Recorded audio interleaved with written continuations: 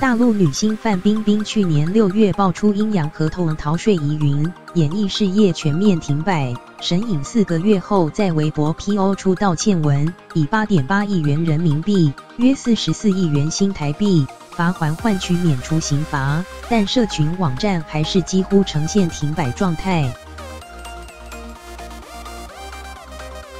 不过，伴随农历新年到来，她罕见更新 Instagram 动态，向粉丝拜年祝贺，也贴出2张自拍照，让不少粉丝相当惊喜，却也心疼她照片中一脸憔悴样。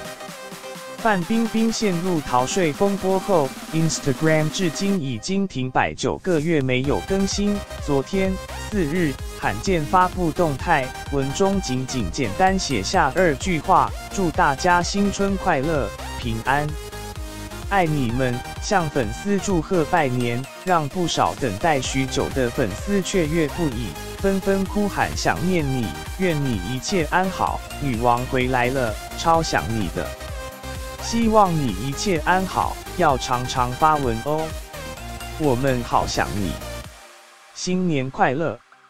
而范冰冰也在发文中附上2张自拍照，只见照片上她面色惨白，看起来有点憔悴，不过一双明亮的眼睛和甜美的笑容，还是掩盖不住她的美丽，但还是让不少粉丝心疼不已。